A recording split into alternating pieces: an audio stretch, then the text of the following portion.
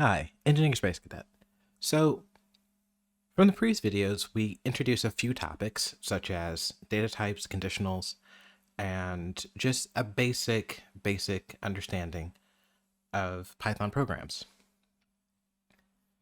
So, in this particular video, we're going to go over something that is very crucial to overall coding within Python, and these are called loops. So we have two distinct different types of loops that we have in Python. We have for loops and while loops. The reason that these two loops are a little bit different is how they function, the ease of use of each of these, and also, when and when not to use them, kind of thing. So typically when it comes to things that you need to do repeatedly, typing out something like print hello, right? We can print hello, and then it's like, okay, so if we just want to print hello, we could take this, and let's say, for example, we want to print it 5 times. What we could do is we could do it this way, right? Taking the individual print statement and printing it 5 times, right? And if we run this, you can see it prints out hello 5 times. Okay, so that's, not really the best. We probably wouldn't do that. So, luckily in Python, we have something where we could, multiply string, right? We print this and then we use this multiply by 5. And you can see it gives us this option of doing it. And then we'll do an escape character, something I haven't introduced just yet. Basically, an escape character just allows you to do something to the string itself. You can see how all the string is attached. What I'm doing is creating a new line with this backslash, or this, yeah, I think it's backslash n. I always get these two, like the forward slash and backslash, confused. But backslash n, and you can see that we have a new line, and it prints out hello 5 times. Okay, not really a problem, but this is more of a string-specific thing. You can't really do this with integers, right? This kind of tends to be a bit of a problem. So anytime you want to repeat something over and over again, instead of having it like written out multiple times, we create a loop. Now there's two distinct kinds of loops. We have a while loop and a for loop, which I've explained a little bit earlier. And I'm going to show you the difference between both of these. So we're going to start with a while loop. Now, the difference between a for loop and a while loop is kind of how we declare it and what it does. So if you're not familiar with the while loop, a while loop does something until a condition is met. So it means that we have to have an initial value. And then once that value is met, then we're able to stop the loop, right?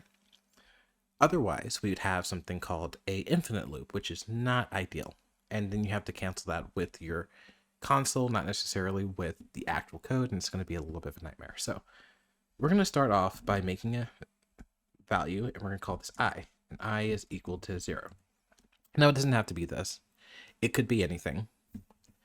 And there's another concept that I haven't introduced just yet, which is just comparison operators, which are comparison operators. Since we're just going to introduce them here while we're using these loops. So comparison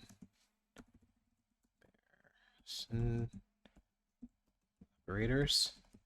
And these are going to be basically are greater than, less than, equal to, or some combination of these. So that could be like greater than, less than, and normally these symbols are like this, less than, greater than, and equals to. Or we can also have combinations of these, as in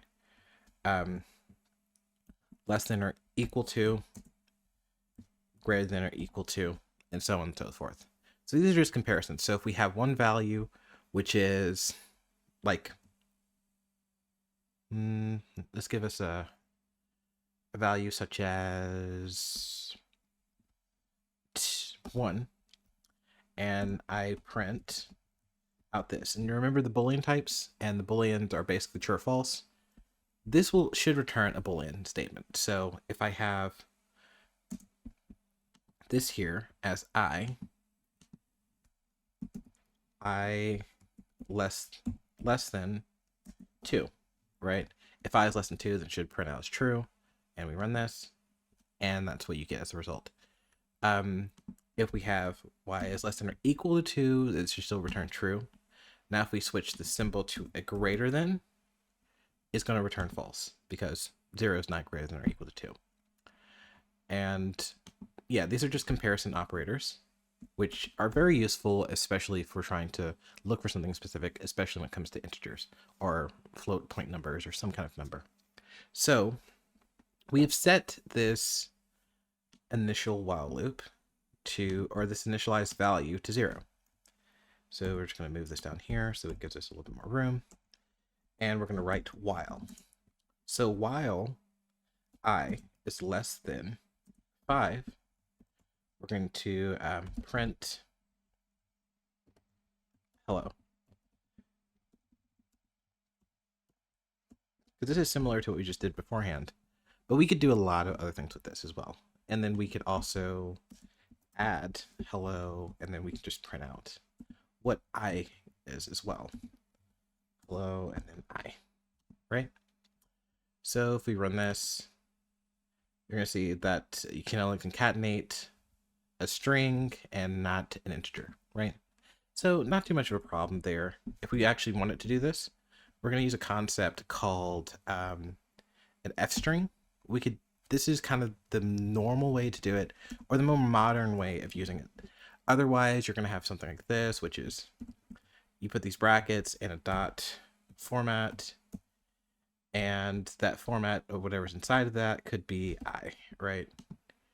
And then when we run this, you can see it's an infinite loop. There is no stopping condition. Although it says like while I is less than 5, I is never met to 5. It never increments, never goes up to 5. So it's just going to print out infinitely. And this is kind of bad because if you did not have an isolated environment like you do in Python, this would tend to just make it crash. Not ideal, right? So we're just going to hit Control C on the console down here, Control C, and you can see still running, right? Not ideal. So we can stop it, and this was our keyboard interrupt. So we don't want that to happen. But back to this statement, we don't actually need this format here. We can use something called an f string, which is this, and it just allows us to put whatever value we want inside of the string. So that's just going to replace that format. The format is the older way of doing it with Python. Modern day, it's a big no-no to do that. So we want to somehow get this I value up to, 5. Luckily, we have those operators, which we can go back to this operators page, and we can look down here at our operators, and you can see we have these assignment variables, right? So we could do something like this, where we have this assignment variable of whatever this is, and then plus equal 1, and it will increment every single time. So we'll go back here, and we'll have I plus equal 1. And every single time that I goes around, we'll have I start off at 0, then it'll go to 1, then 2, then 3, then 4, and then it'll stop the loop. So we're going to see this run. And there we go. So you can see that it went from 0 up to 4, because 4 is still less than 5. Now, if we want it to go up to 5, right, we could do something like while this is less than 6, and we could just run this here. So you can see it goes from 0 up to 5, but we're not really worried about this at the moment, so we'll just keep it at 5. And this is your basic while loop. Now, it doesn't have to necessarily be less than or greater than or anything like that. The while loop works in these conditions just depending on what you're trying to do. Now we're giving it this kind of range of from 0 to 5, and while it's from 0 to 5, it's going to do the statement. We're going to increment it up, and that's fine, no problems there. However, this is not the best way of, writing loops in Python. Now, while loops can be incredibly useful, especially if you're doing like things like input and you're waiting for an input while this case is true, then do this, and it continues to do some like constant reiterating of that. But if we have some kind of range and we know that we have this range and we're trying to reach that range, and we have some kind of value that we're going to start at or something like that, we can actually do a for loop, which is a lot, more useful. So we can start off that with for, and then we have for, and we declare the integer or like value here for I in range. Now we're going to set the range to whatever value we're trying to go up to. So if we have I in range 5, basically I is already initialized at 0. It just knows that whatever value this is based on this range is going to initialize for this up to 5. Now we can print again another hello, and then just put I in there. And just don't forget this F at the beginning, because otherwise it will just look at it as a string and there's not going to be any update for what I is. So we're going to run this and we get the same thing. It's essentially the same thing, a little bit less code, a little bit more dynamic, and we can do some really fun stuff with this as well. So let's say, for example, we want to start at 1 and we want to go up to 5, right? So I can start at 1 and this skips over 0. So it starts at 1 and ends at 5. So then what it should do is print from 1 to 4. And here you go. You can see hello 1, 2, 3, 4. Now, there's other options with this range that we can do as well. Now, let's just say, for example, we want to just skip over the first and third. We can have it go to 2. So it's going to basically have, let's try to get some comments here. So the first value is your start of your range. The second value is the end of your range. And your fourth value is going to be, it's kind of like an increment or slash skip, right? So if we have this at 2, it should go from like, it should skip over 1 and go to 2, skip over 3 and go to 4. So if this is correct, oh, my bad. I reversed that. So basically it will take the first value, skip over 2, and then go to the third value. I believe the other way is either 1 or 3 or something like that. So this is with incrementing up from 1. And if we do 3, you see 1 and 3. And we can start at different things as well. So if we did here, starting at 0, incrementing 2, it should be 0, 2, 4, and whatever, right? So it just depends on what you set as your range, right? Your start range, your end range, and then your skip or increment. Because otherwise, if we had this at 3, it'd be 0, 3, then like 6 or something. So if we put this at 3, yeah, but there's no 6. So in order to do that, we'd have to actually put it up to range of 7. Up to range 7, and it includes that. So you can see 0, 3, and 6. So this can be incredibly useful if you're trying to like go through certain indexes and certain values. However, at this moment, it's not really necessary. So this is just a basic introduction to your basic while loop and your basic for loop. Now, these can be incredibly useful. So let's just say, for example, we have a for loop and we want to just have it in range of 5. Now, we're going to go back to conditionals, right? Now, we can have a conditional, which, if you don't recall the previous video, a conditional is just some kind of thing we're trying to evaluate the truthfulness of. So if this is something, then we can do this. Now, we're going to use a concept of a couple different things. So we're going to use your operators So we're going to use a concept of an operator and this modulus operator here. And we're going to use conditionals for a for loop to just evaluate some values. Now, what I want to do, and I guess this is not something that is like super difficult, but also not something that's like normally required in the same way.